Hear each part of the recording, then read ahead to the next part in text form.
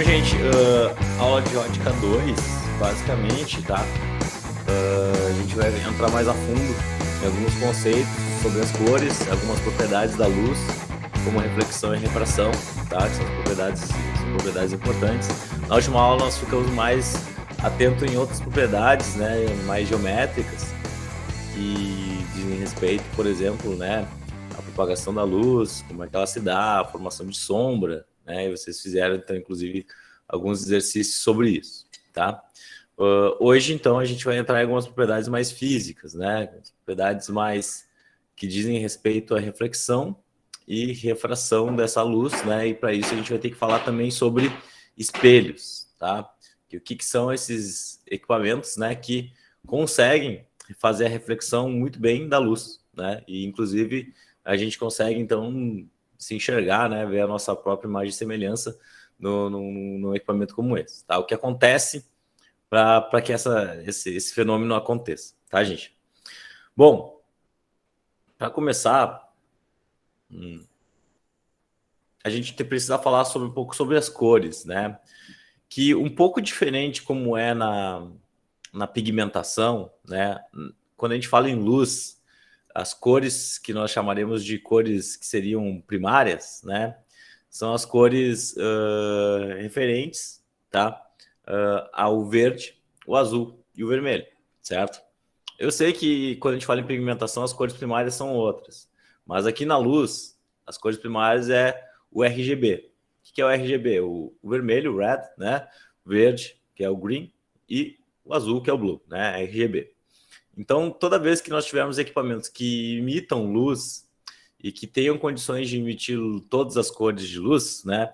Então, a gente vai ter como primário, né? Como o fator que delimitante disso aí, que esse sistema ele seja RGB, né? Que ele consiga ter todos os sistemas das cores primárias, porque a gente misturando essas cores, como vocês muito bem sabem, né? A mesma coisa que acontece na pigmentação, a gente consegue obter todas as outras cores, tá? Algumas diferenças, né? Que quando a gente tem na pigmentação, quando a gente mistura todas as cores, a gente obtém o preto, né? Quando a gente está falando de luz, ao misturar todas as cores, nós vamos obter a luz branca, né? Então nós vamos ter o branco, porque o branco é todas as luzes juntas, né? Uma luz branca, ela é composta de todas as cores, é todo o espectro do arco-íris junto, tá? Uma questão que é importante da gente entender também é como é que a gente enxerga as coisas, né? Por que alguns equipamentos, alguns objetos, eles têm a cor vermelha, por exemplo, né? A gente, ao incidir a luz branca, deixa eu pegar aqui um pointer, ao incidir a luz branca sobre alguma coisa, esse objeto que tem a cor vermelha, ele vai absorver todas as componentes de cores e refletir apenas a cor vermelha. E é por isso que nós enxergamos aquele objeto como vermelho. A gente poderia assim dizer, né, que o objeto vermelho, ele é tudo menos vermelho. Por quê? Porque ele absorve todas as cores, então ele tem todas as cores com ele, né, porque ele absorve, e ele só reflete. A única cor que não fica com ele é o vermelho. E é por isso que nós enxergamos ele naquela cor, porque os nossos olhos, eles observam, eles conseguem enxergar as coisas a partir das reflexões que acontecem nos objetos, das reflexões da luz. A luz bate e volta, certo? Um objeto verde, todas as luzes que estão nele, né, as luzes brancas, ela vai incidir sobre esse objeto verde e ele vai refletir apenas o verde, certo? E isso vai fazer com que a gente, olhando para esse objeto, enxergue apenas a cor verde, certo? O mesmo com o azul, certo? Vamos pensar o seguinte, se eu tivesse um objeto azul aqui e eu incidisse ele com luz vermelha, né? O que ia acontecer? A luz vermelha não tem a componente azul. Então, esse objeto azul, ele ia absorver essa luz vermelha e ele não ia refletir nada, certo? Então, a gente ia enxergar um objeto escuro, porque o escuro, o preto, quando a gente está falando em luz, é ausência de cores, certo? Então, percebam que como de repente, foge um pouco do nosso senso comum, né? Essa questão das cores dos objetos, né? Os objetos, então, as cores que eles refletem, são as cores que a gente enxerga eles. Tá? Para isso tem aqui um linkzinho Vamos ver se eu consigo clicar nele, né? Deixa eu ver aqui.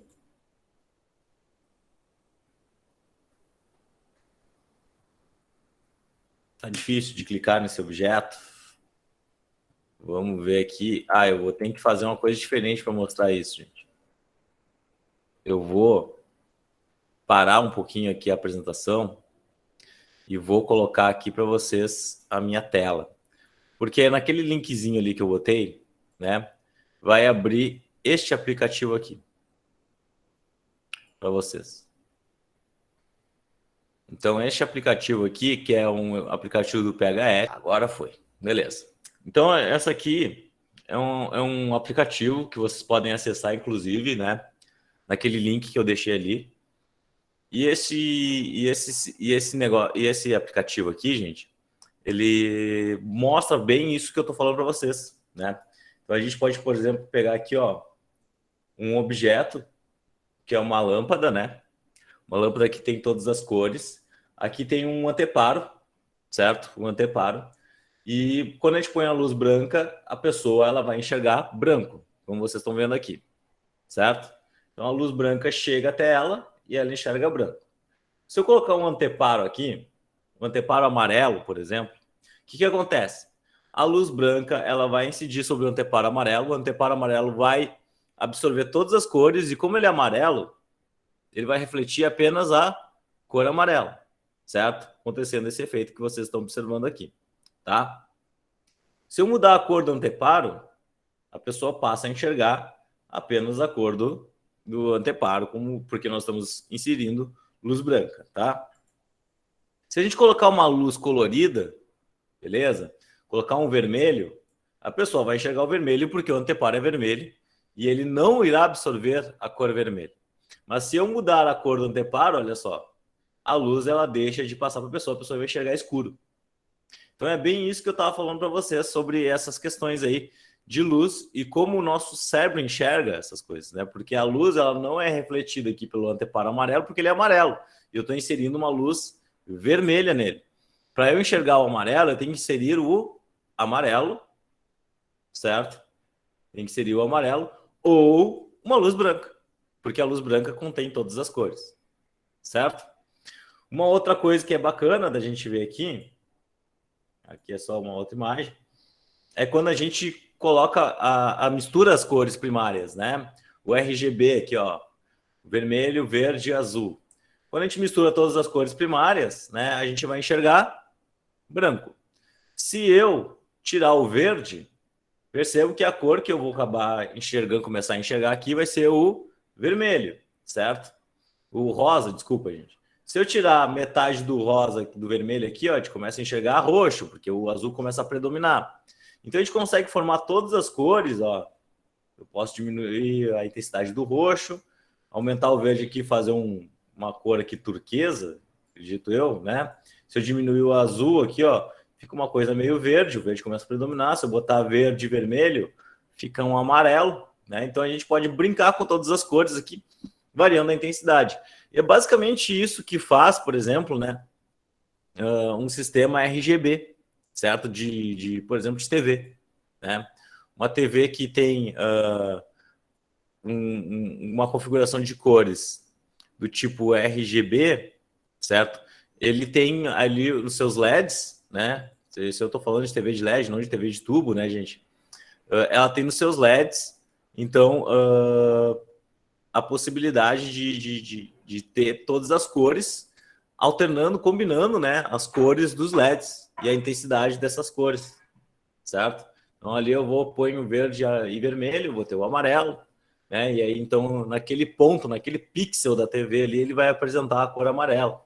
E assim por diante, é assim que se formam as imagens, tá? A mesma coisa no monitor de vocês do computador, certo? Ele tem milhões de pixels, né? Milhões de pontos, e cada ponto desse é uma TV de LED, vai ser um LED, certo? E um LED RGB, um LED que tem as três cores. Então, de acordo com o brilho, né, dessas três cores, ele vai formar um tipo de cor.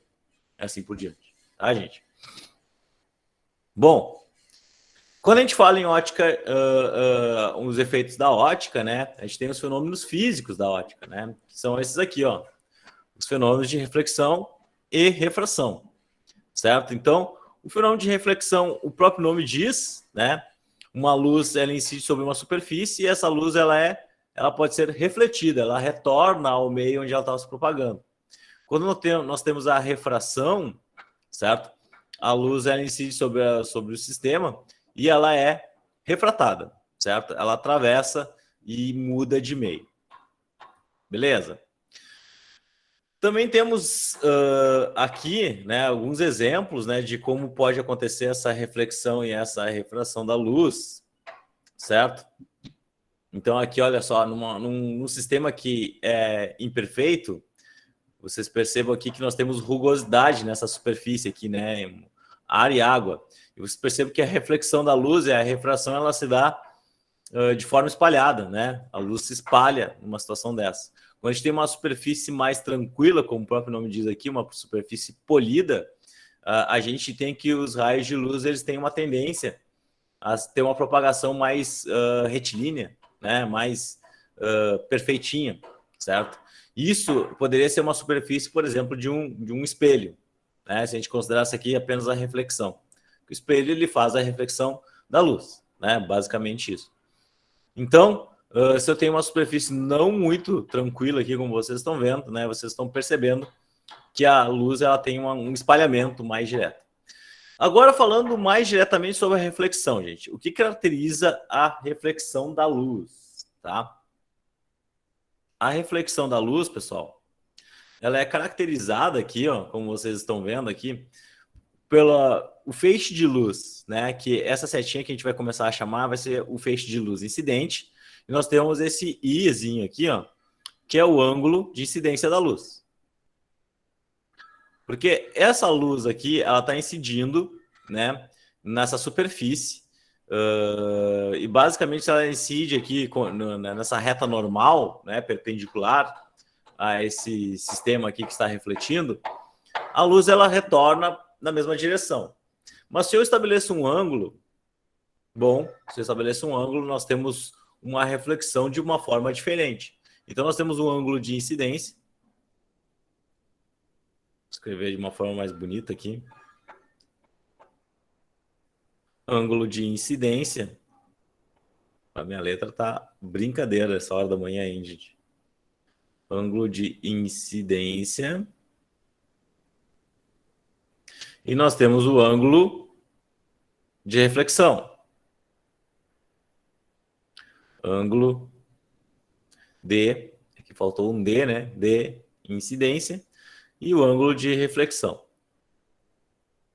Percebam que a grande característica da reflexão da luz é que este ângulo de incidência e este ângulo de reflexão, eles têm o mesmo valor. Então, se a luz ela forma um ângulo de 30 graus aqui com relação ao normal, eu tenho certeza que o raio refletido ele vai ter um ângulo de 30 graus também. Então, essa é a característica da nossa reflexão da luz, né? Quando nós temos um sistema plano, né? Não um sistema aqui, uma superfície mais robusta, né? Mas não tão bonitinha assim. Então, quando nós temos um sistema plano aqui, a gente tem que o ângulo de incidência é igual ao ângulo de reflexão, certo? E a partir disso, pessoal, a gente consegue obter alguns efeitos, né? Sobre esse sistema que consegue fazer esse tipo de reflexão. Quem são os materiais que conseguem fazer uma reflexão tão perfeita como essa, né? São os espelhos, certo? E o espelho nada mais é do que uma superfície muito plana, reta, certo? Polida e com alto poder refletor, certo? Então, geralmente se utiliza uma camada metálica, né, de alguma coisa. Essa camada metálica é muito polida, né? Extremamente polida, e ela favorece, então, a reflexão da luz. Basicamente isso que nós temos, tá? Então, como eu comentei com vocês, nesse sisteminha aqui, o ângulo de incidência é igual ao ângulo de reflexão, certo? Nesses espelhos. Então, para a gente resumir o efeito de um espelho, o que faz um espelho, né? Nós temos algumas características dele aqui. O objeto e a sua imagem são simétricas em relação ao espelho. O que significa ser simétrico, gente? A distância que nós temos aqui, ó, desse objeto ao espelho é igual à distância que é da imagem dele ao espelho também. Porque, como vocês sabem, a imagem de um espelho ela se forma no fundo do espelho, né? A gente olha, a gente tem aquela impressão de profundidade, né? E essa distância da imagem produzida com relação ao espelho é a mesma distância com relação nós ao espelho, certo? Então nós temos uma imagem, nós temos o nosso objeto, que é o objeto real, né, que existe, e nós temos a imagem que é formada no espelho, que é a imagem virtual, certo? Só que essas distâncias aqui, esses objetos são simétricos, certo? Ponto objeto real, intersecção efetiva dos raios de luz. Então, olha só. Imagine que nós temos uma lâmpada aqui, como vocês estão vendo nesse caso, certo? A gente vai enxergar essa lâmpada no espelho a partir dos raios refletidos de luz, como se seguem aqui nessa imagem, certo? Só que a pessoa que está enxergando, ela vai enxergar esse objeto como se fosse o prolongamento desses raios de luz, onde eles vão se cruzar, certo?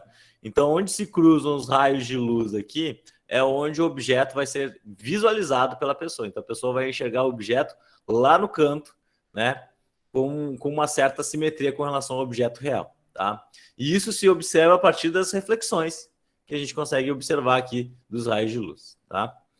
O ponto imagem virtual e interseção dos prolongamentos de luz. Isso aí é mais do que eu já estava falando para vocês, tá? E a última característica aqui, o objeto e a respectiva imagem têm naturezas contrárias. Isso é, se o objeto é real, a imagem é virtual e vice-versa. Então, como eu disse para vocês, se nós temos um objeto real, a nossa imagem ela se forma no campo virtual, certo? Então, essa região aqui do espelho, onde se forma a imagem, nós chamamos de região onde nós temos a formação da imagem virtual, tá? Beleza. Nós temos ainda uma outra característica que é muito importante sobre os espelhos, que é o que nós chamamos de enantiomorfismo, né? Então, olha só. Antes disso, gente, olha só. Sobre a simetria do objeto, né?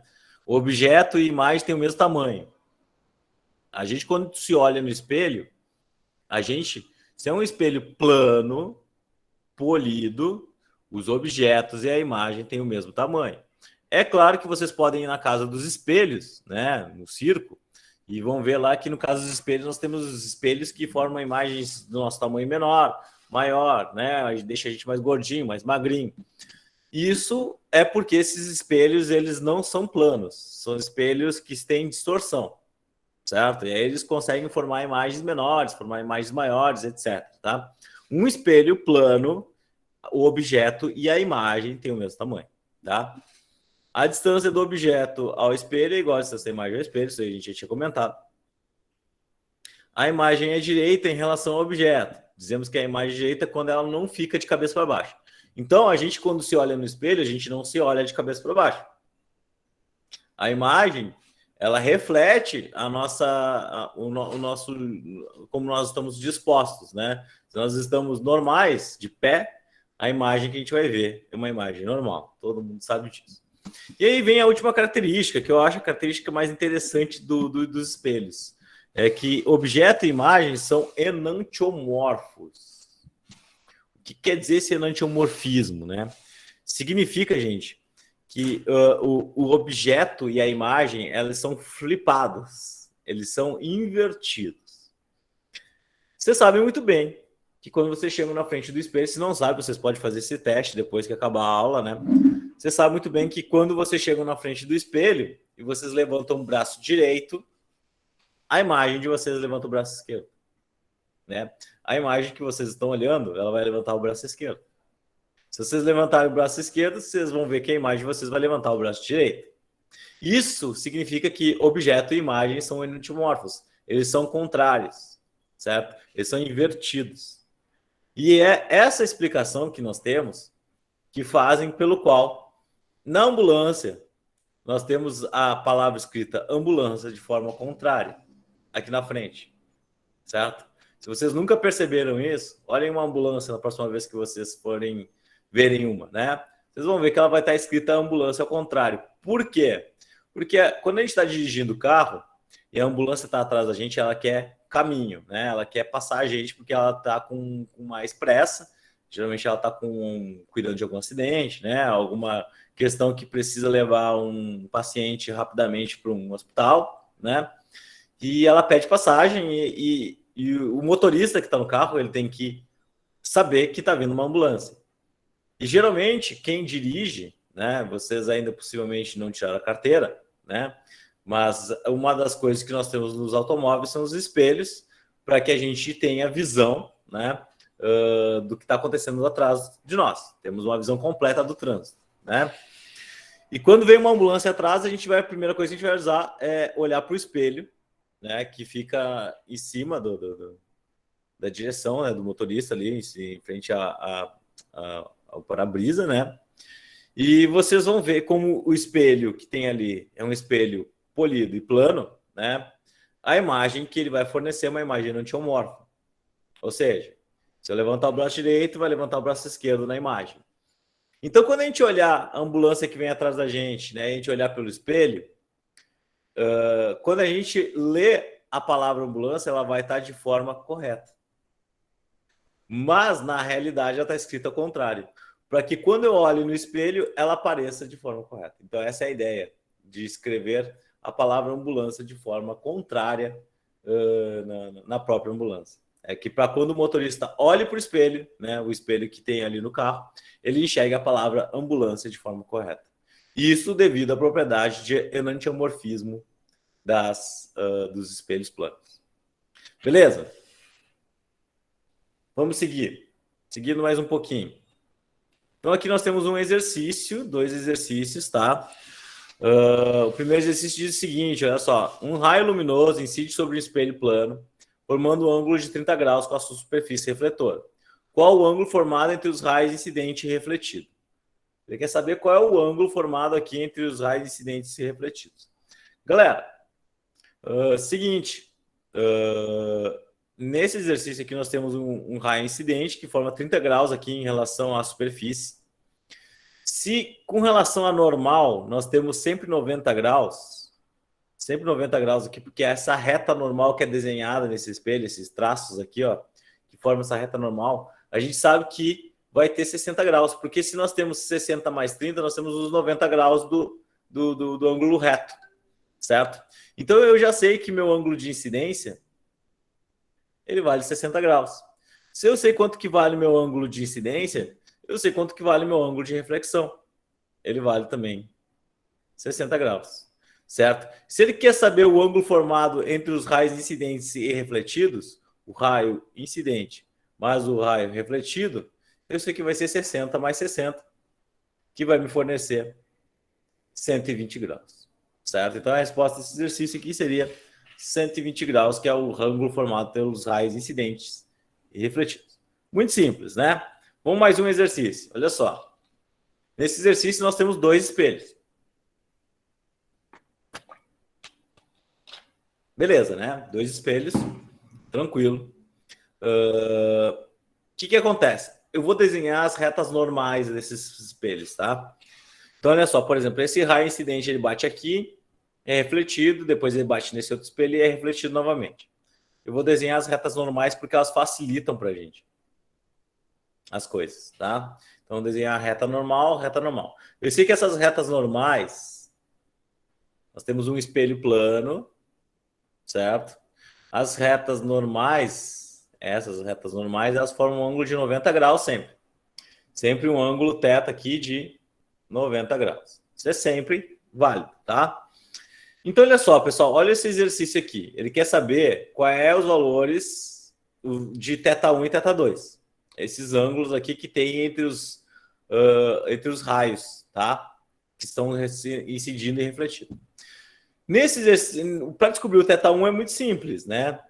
A gente facilmente observa que se aqui tem 60 graus, eu desenhei a reta normal aqui, e eu sei que o ângulo de incidência é sempre igual ao ângulo de reflexão, certo? Se eu sei disso, eu sei que aqui tem 30 graus. Eu sei que aqui tem 30 graus dos dois lados, né? Porque o ângulo de incidência é igual ao ângulo de reflexão. Então, logo, nós temos 60 mais 30 aqui, 90, 30 aqui também. E para completar esse ladinho aqui, formar os 180 graus, eu sei que aqui tem que ter 60 graus, certo? Para completar o ângulo inteiro aqui, ó, um ângulo inteiro aqui é 180 graus. Metade é 90, né? Em relação ao ângulo normal, aqui é normal. Metade é 90 e outra metade também é 90. Bom, o que nós temos agora para descobrir, então? Ó, então esse ângulo de θ1 aqui é 60 graus. Vamos botar aqui 60 graus. E o θ2? Quanto que vai ser o θ2? Gente, se eu tenho 60 graus aqui nessa parte interna, perceba que aqui nós temos um triângulo retângulo. A soma dos ângulos num triângulo, vou botar aqui, ó.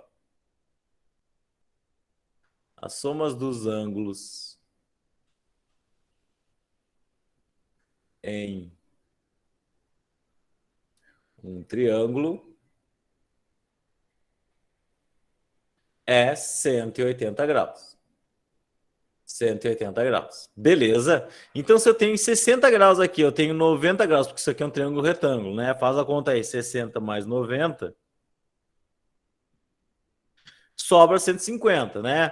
Para chegar aos 180, quanto que falta? 30 graus. Então, eu sei que aqui nós temos 30 graus.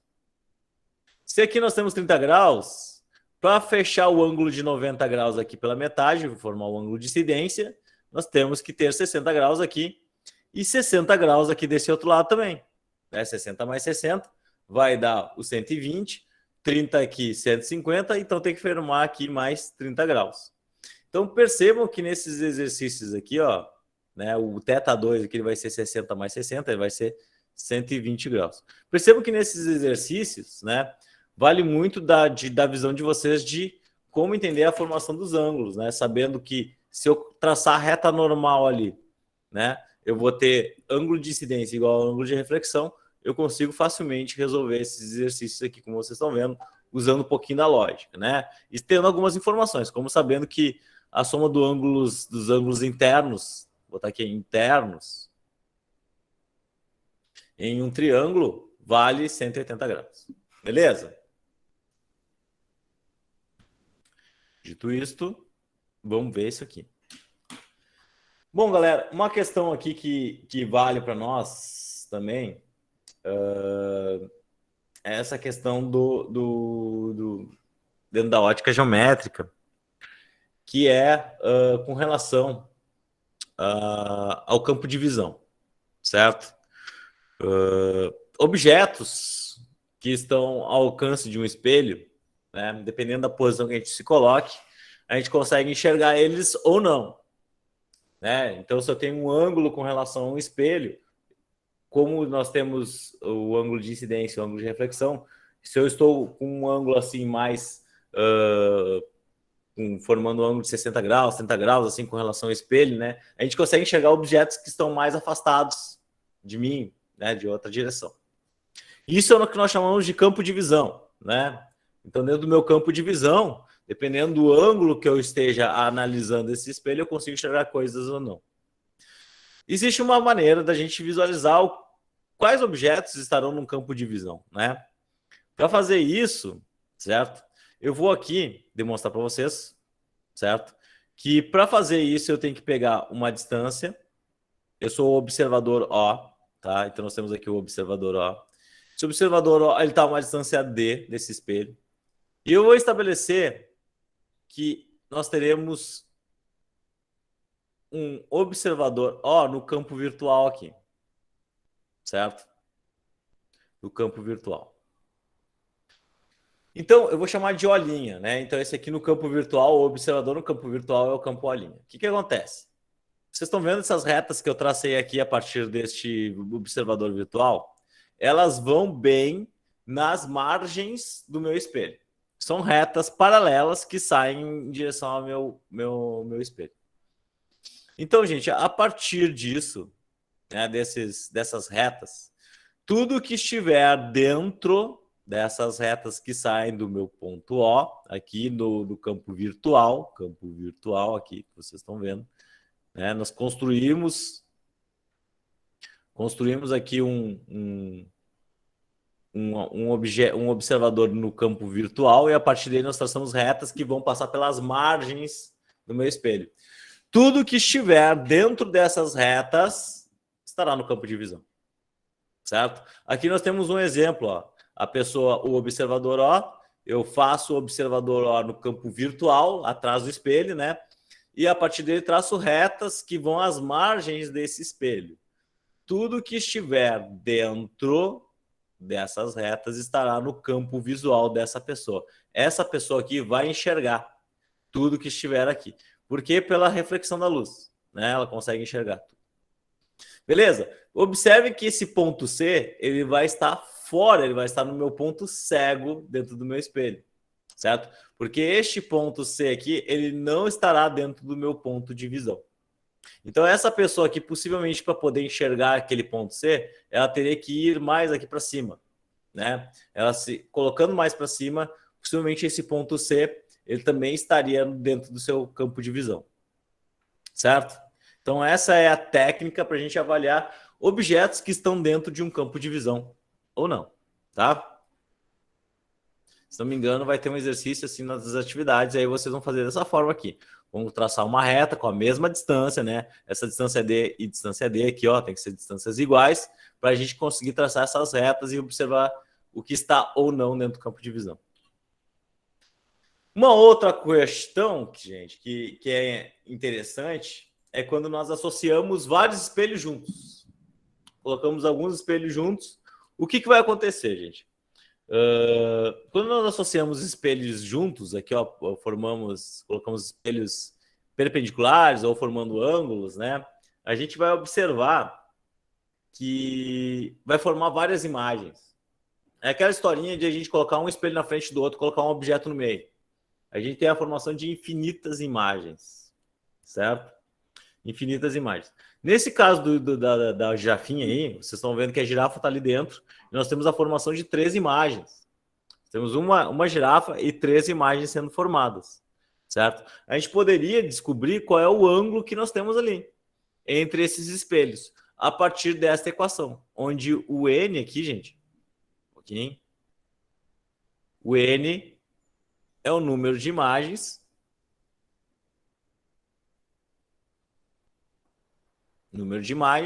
e o alfa é o ângulo que tem entre esses espelhos. Ângulo entre os espelhos.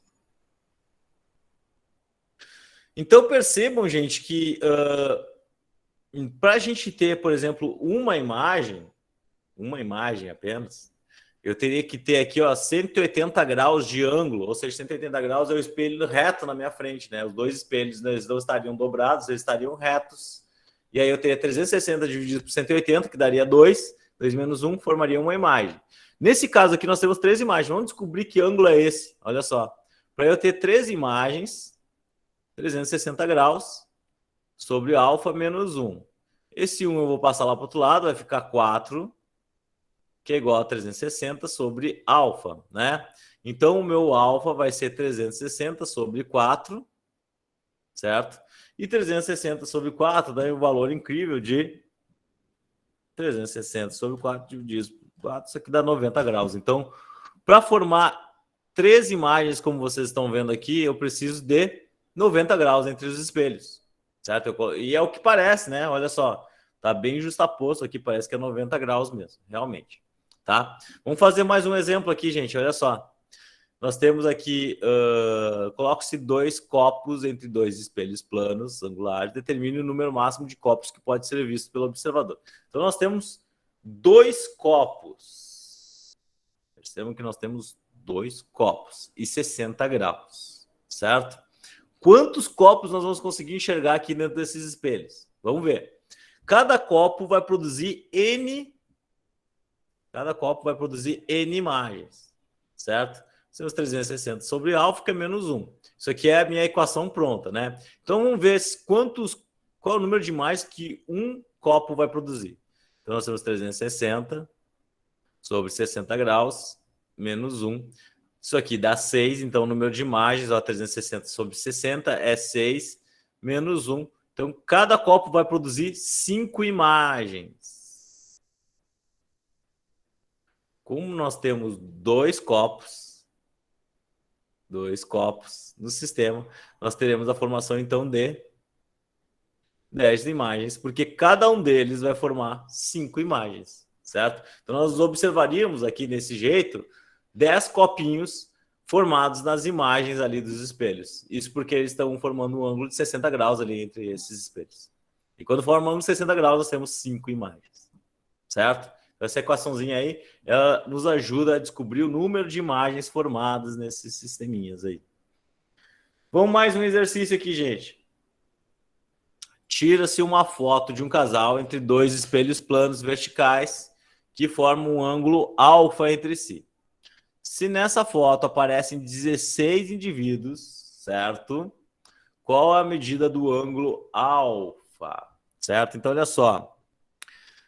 Esse exercício aqui é um exercício para vocês observarem, que é exercício de vestibular, tá? Ele tem alguns pega-ratões, né? E geralmente, quando vem esses exercícios de vestibular, aí ano que vem a pessoa está se preparando para isso, de repente o Enem, né? Ou fazer algum vestibular em alguma universidade privada, ou até para fazer concurso mesmo, né? O pessoal gosta de fazer alguns pega-ratões, né? Então nós temos um sistema, porque a equação é muito simples, né? Vocês viram ali que a equação para calcular o número de imagens é 360 sobre alfa menos 1. E nesse exercício aqui nós temos um casal e nós temos 16 indivíduos. Galera, 16 indivíduos entre imagens e objetos reais, certo? Então, se nós temos 16 indivíduos, nós temos 2 que são reais, que não são imagens, certo? E nós temos 14 imagens. Então, esse é o grande lance desse exercício aqui. É o pega-ratão, né? Porque, na verdade, são 14 imagens, sendo que dessas 14, 7 é um indivíduo, vem de um indivíduo, né? A imagem de um, e os outros 7 vem do segundo indivíduo, certo? Uma do primeiro indivíduo, outra do segundo indivíduo. Então, na real, o que a gente tem que avaliar sobre sobre o ângulo que é formado sobre esses espelhos é sobre 7 imagens. A gente tem que avaliar 7 imagens, certo? Então, para a gente ter essas 7 imagens, vamos ver qual é o ângulo que nós temos que ter aqui, ó, alfa menos 1. Se menos 1 passa para o outro lado, nós teremos 8. 360 sobre alfa, né? Então, o meu alfa vai ser 360 por 8. E isso aqui vai ser, então, 360 dividido por 8. Eu estou com uma péssima cabeça hoje para fazer conta. Isso aqui dá 45. 45 graus de espelho. Então, percebam que nesse exercício aqui, nós teremos 45 graus para formar os 16 indivíduos, né? Onde 2 são reais, né? 7 de cada um, tá? Então, 45 graus é o suficiente para formar esses 16 indivíduos. Perceba que mesmo com um exercício simples, né? A gente consegue dar uma complicadinha nele e dar uma... Então, estejam atentos, né? Estejam atentos para fazer esses exercícios. Bom, um outro fenômeno que nós vamos estudar aqui, a partir de agora, né? Vai ser o fenômeno da refração. A refração, diferentemente da reflexão, é aquela situação em que nós não queremos que o raio incidente, o raio de luz, ele retorne para o meio onde ele estava se propagando. Nessa situação, ele vai mudar de meio. Ele vai passar de um meio para o outro. Então, nós temos um meio 1 aqui e ele vai passar para o meio 2 aqui, certo? E observem que, pela própria figura que eu estou mostrando para vocês, a maneira como ele se muda de meio, como esse raio muda de meio, também muda a maneira como ele se propaga. O raio de propagação, o feixe, ele se propagando desse jeito, ele muda, ele é distorcido, certo? E isso é algo bem normal quando nós estamos falando de refração. Se um raio de luz ele não é distorcido, é sinal que ele não mudou de meio. O meio que ele estava, o meio que ele voltou, era o mesmo. Quando ele muda, ele se distorce, como vocês estão vendo ali, né? Ele muda sua maneira como ele está se propagando, significa que ele mudou de meio. Nós temos 2 meios diferentes de propagação, tá? Então nós temos algumas leis, né? E a primeira lei diz o seguinte, ó: o raio incidente, o raio refratado e a reta normal são coplanares. estão no mesmo plano. Então, olha só. Eu vou traçar a reta normal aqui. Essa é a reta normal. Vou botar uma caneta amarela, que eu acho que fica melhor. Ó. Esta é a minha reta normal. E aqui também nós poderíamos desenhar uma reta normal. O que significa ser coplanar? Coplanar estão no mesmo plano. Se eu considerar que isso aqui é o plano XY, né? Então eles estão no mesmo plano XY. Certo? Beleza, o que mais? Nós temos então a famigerada segunda lei, que é a lei de Snell-Descartes, certo? O que diz na lei de Snell-Descartes? A lei de Snell-Descartes diz o seguinte, ó. Para cada luz monocromática e para cada par de meio existente em razão de uma constante entre o seno do ângulo de incidência e o seno do ângulo de refração. Então nós temos novamente as questões que nós falamos, que é o ângulo de incidência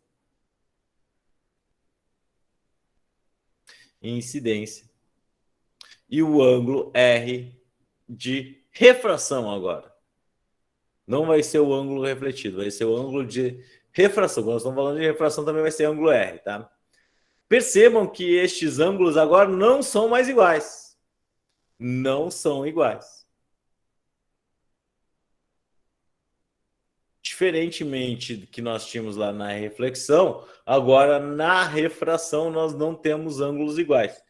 E nós, para determinar estes ângulos, como eles não são iguais, a gente tem que ter uma maneira de achar eles, nós vamos usar a lei de Snell-Descartes, que é uma relação entre os índices de refração, esse Nzinho aqui é o índice de refração de cada meio, índice de refração, certo? Os índices de refração no ar e no vidro aqui, por exemplo, e os ângulos que serão formados a partir da refração nesses meios. A gente vê que o N do ar, ele vale igual a 1, geralmente, certo? É o índice de refração padrão. No ar, o índice de refração é 1, tá? Como um valor padrão. Então, usando a lei de Snell-Descartes, né? Essa lei, NA sendo de igual a NB sendo de R, né? Que é o ângulo de refração, a gente consegue obter esses ângulos e saber o quanto vai ser refratado esse meu objeto, certo? Se vai ser bastante refratado ou se ele vai ser pouco refratado, tá? E logo mais a gente vai fazer alguns exercícios sobre isso. Então aqui nós temos mais algumas questões. O que a gente observa? Olha só. Quando nós temos um índice de refração do meio B, olha só, o índice de refração do meio B, que é esse meio aqui pelo qual vai ser refratado. Aqui ele estava incidindo, né? No meio A é menor que no meio B, certo? Por exemplo, aqui poderia ser ar e vidro, né? O ar ele tem índice de refração igual a 1, o vidro ele tem 1, alguma coisa. O índice de refração do vidro é maior. Quando nós temos essa situação, observe o que acontece com o raio refratado de luz. Ele se aproxima da normal, formando o ângulo de incidência maior que o ângulo refratado, certo? O ângulo refratado da luz, ele vai ser menor do que o ângulo de incidência quando nós temos um índice de refração no meio 2, no meio B, maior que no meio 1, certo? Quando nós temos a situação contrária, o meio pelo qual ele estava incidindo é maior, a gente observa que vai ter um alargamento do ângulo de refração. O raio ele vai ser afastado da reta normal. Aqui ele aproxima, né? Aproxima. Aqui ele vai ser afastado. Beleza? Então essa é a diferença com relação aos raios aos índices de refração dos meios, né? O que acontece com esse raio refratado. A gente já tem uma boa ideia do que acontece aí. Beleza? Aqui ele usa a palavra mais refringente ou menos refringente, tá, gente? Então, mas é a mesma ideia. É com relação ao índice de refração, tá? Nesta parte aqui, gente, nós temos como nós calculamos esse índice de refração, né?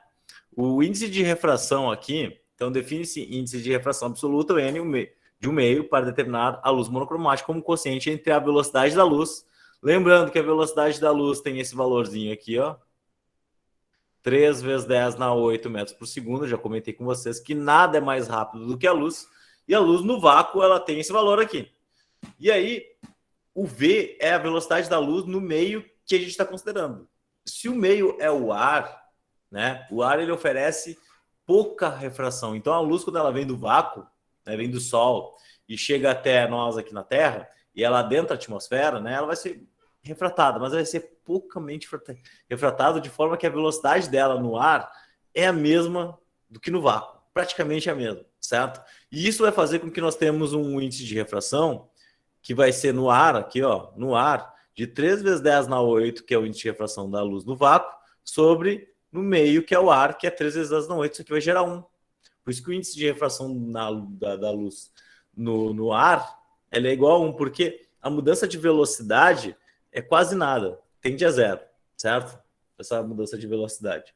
Se é um meio diferente, como o vidro, a água, aí a mudança é mais efetiva. E aí esse índice de refração ele muda mais, consideravelmente. Tá? O que mais, gente? Olha só. Ah, isso aqui é legal, olha só. Nós temos uma coisa que nós chamamos dentro da ótica, que é isso aqui de ângulo limite, certo? Então imagine uma situação aqui, tá? Onde eu estou incidindo vários ângulos, por vários ângulos aqui, feixes de luz, certo? E esses feixes aqui estão sendo refratados. Aqui, o meio 2, o meio B, é menos refringente que o meio A. Como a gente viu nos slides passados, quando isso acontece, nós temos que o feixe ele foge do eixo normal. Ele se afasta, né? Ele se afasta cada vez mais. Então, se eu for aumentando o ângulo aqui, diminuindo o ângulo de incidência, vou estar aumentando aqui. Desculpa, se eu estiver aumentando o ângulo de incidência, eu vou estar aumentando também o ângulo de refração. Certo? Então, aqui de A para B para C, percebo que de A para B para C nós estamos aumentando também o ângulo de refração. Até que nós chegamos num ângulo limite. Um ângulo limite, onde a partir desse ponto C aqui, a luz ela não é mais refratada. Certo? E aí é o ângulo que nós chamamos de ângulo de reflexão total. Certo? Esse ângulo de reflexão total é dado por seno de L, né? Como vocês estão vendo aqui, o N de valor de menor índice de refração para o N de maior índice de refração, certo? Então, por exemplo, aqui, deixa eu ver se eu consigo encontrar o índice de refração do vidro. Deixa eu ver se eu acho aqui da luz, o vidro, não vou achar. Eu vou pegar um valor qualquer aqui, tá, gente? Olha só. Vamos considerar que ele estava vindo do vidro, tá? Esse negócio estava vindo do vidro. Então, o vidro lá, sei lá, tem 1,4 de índice de refração. Se não me engano, é esse valor aqui. No vidro. E ele passe para o ar, tá? Então, nós temos um sisteminha aqui, ó. Isso aqui é vidro e isso aqui é o ar, índice de refração é 1. Vamos ver qual é o ângulo limite para a gente observar a reflexão total, onde a gente não vai ter refração. Ou seja, está vindo do vidro o feixe de luz vem do vidro, aqui é vidro, e ele vai incidir sobre o ar. E eu quero saber qual vai ser o ângulo limite para que a luz não seja refratada e ela seja apenas refletida, certo? Porque os efeitos de reflexão eles seguem acontecendo.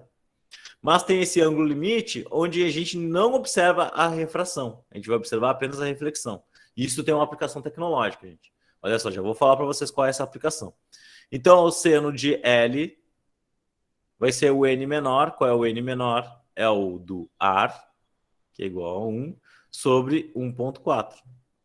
Certo? Quanto que é 1 dividido por 1,4? Isso aqui é 0,71. Então, meu seno de L é 0,71. Para descobrir o ângulo, o que a gente faz? A gente faz a segunda função do seno. Faz seno na menos 1 de 0,71, que vocês vão procurar na calculadora, né? A função shift seno, vai ficar seno na menos 1, igual na minha calculadora, e vocês vão escrever 0,71. Isso aqui vai dar 45 graus. Então, se eu tenho vidro, pessoal, o ângulo limite que vai gerar a reflexão total, ou seja, a luz não será refratada nessa situação, é o ângulo de 45 graus. A gente vai ter apenas a reflexão nesse caso. É o que nós chamamos de reflexão total. Isso aqui tem uma aplicação tecnológica, gente. Porque a internet de vocês devem já ter ouvido falar, né? Ela chega até vocês rapidamente. E uma das maneiras de transportar esses dados são através de fibras óticas, né? Tem até as propagandas aí das empresas, né? Venha com a fibra, a Vivo Fibra da TIM, não sei o quê, da Claro, né? Por quê? Porque a fibra ótica é um ótimo caminho, uma ótima maneira da gente transmitir dados sem perder muita informação.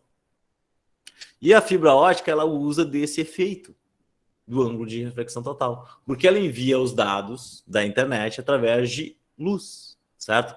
Por isso que é fibra ótica, né? Ela envia os dados através de luz, que na luz são ondas, né? São ondas que contêm informações. Dessas informações pode ter 0 e 1, né? Que é a maneira como o computador se comunica, certo? Então nós enviamos as informações, usamos o ângulo de reflexão total e só temos a reflexão, não temos a refração, não perdemos informação e a gente transmite a nossa internet, certo? Vejam só que sensacional. Usando um efeito aqui muito simples, né? O efeito de reflexão total. Bom, temos alguns exercícios para fazer aqui, gente, tá? Basicamente, esse exercício, depois as atividades com vocês que vocês vão fazer. Esse exercício aqui, nós temos a seguinte relação, olha só. Um raio de luz passa do meio 1 para o meio 2, conforme indica a figura. Sabendo que no meio 1 é o ar, então o ar vale N igual a 1. E o outro meio que eu desconheço, né? Ele vale raiz de 3. Eu já vou tirar a raiz de 3, porque eu não gosto de ficar com as raízes aí. Já vamos ver quanto é que dá essa raiz de 3. 1,73. Então, essa raiz de 3 dá 1,73. Então, esses são os índices de refração. Ele quer saber, na primeira parte, qual é a medida do ângulo R. Então, na letra A, ele quer saber o ângulo R. Para fazer o ângulo R, eu vou ter que usar a equação de Snell-Descartes, né? Vamos achar ali a equação, aqui, ó. Aqui é a equação NA seno de I, NB seno de R, ó. N1 seno de I, N2 seno do ângulo refletido, certo? Então, olha só, se o ângulo de incidência é de 60 graus, nós temos aqui o ar, 1 vezes seno de 60, que é igual a 1,73, que é o meio 2, vezes o seno do ângulo de reflexão. Eu quero saber esse ângulo aqui, né? Então, nós temos 160, vamos fazer o seno de 60, hein? Vezes 1, 1 vezes 0,86 é 0,86. Certo? Que é igual a 1,73 seno do ângulo refletido.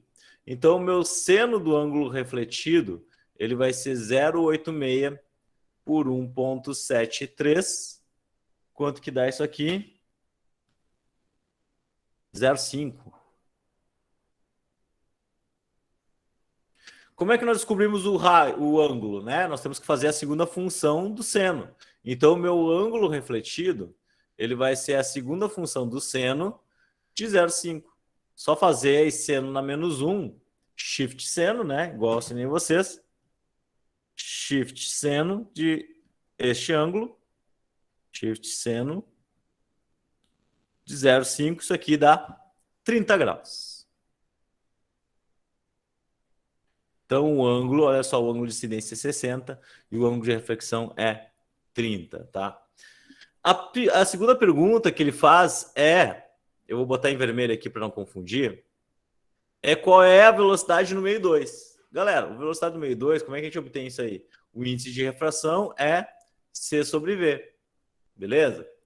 C sobre V. Então, se o índice de refração aqui é 1,73 e a velocidade da luz é 3 vezes 10 na 8, porque a velocidade da luz do vácuo é sempre o mesmo valor, sempre o valor de C, né? Qual é a velocidade de V? A velocidade de V, eu vou botar aqui, vai ser 3 vezes 10 na 8, divididos por 1,73. Lembrando, né, que se for menor maior que 3 vezes 10 na 8, possivelmente o exercício está errado. Porque nada pode ser mais rápido que a luz do vácuo. E isso aqui dá 1,73 vezes 10 na 8 metros por segundo. Então a luz ela é bem freada aqui, né? Percebo que de 3 vezes 10 na 8 para 1,73 é uma boa diferença. Deixa eu melhorar isso aqui, né? Ficou bem apertadinho. Metros por segundo. Então essa aqui é a letra B, vermelho, né? Vamos fazer a letra C. A letra C, tá? Gente, a letra C vai estar em azul. O que que significa? Ele está pedindo o desvio sofrido pelo raio de luz incidente. Então, imagine o seguinte, olha só, o que que é esse desvio, né? Esse raio de luz estava incidindo com um ângulo de 60 graus. Se ele não se desviasse, ele faria um ângulo de 60 graus aqui também. Essa seria a ideia se caso ele não houvesse desvio. Mas como a gente viu na refração, nós temos essa distorção. E ele desvia o raio de luz. E ele desviou o raio de luz para 30 graus aqui, ó. Ele desviou o ângulo de refração para 30 graus. Ou seja, qual foi o desvio? O desvio foi de 30 graus também. Porque se ele estava vindo a 60 graus em relação ao normal e ele desvia para 30, né? Qual foi a diferença de 60 para 30? 30, né? Então o desvio é de 30 graus. Então, isso aí é feito, a gente obtém essa resposta fazendo a análise aqui direta, tá? E a pergunta D é qual é o meio mais refringente, né? Bom, isso aí é meio óbvio, né, gente? O meio mais refringente, vou botar em roxo aqui. O meio mais refringente,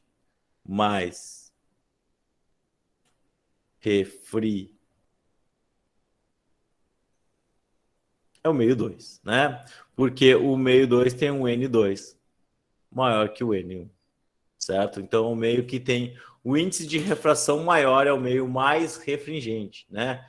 O meio 1 tinha índice de refração igual a 1, é o ar. O meio 2 é outro meio, né? Que é mais refringente porque tem o índice de refração maior, certo? Beleza, respondido todos os exercícios. O que vai sobrar para nós agora, gente? Vai sobrar isso aqui, ó. Exercícios para vocês, tá? Exercício aqui, ó, de campo de visão, de reflexão, mais um de reflexão aqui, certo? De combinação de espelhos e de refração, certo? Então tá bem completa aí a tabela de atividade de vocês. Vocês podem já começar a fazer, né? Se vocês tiverem tempinho das aulas aí, vocês já podem começar a fazer.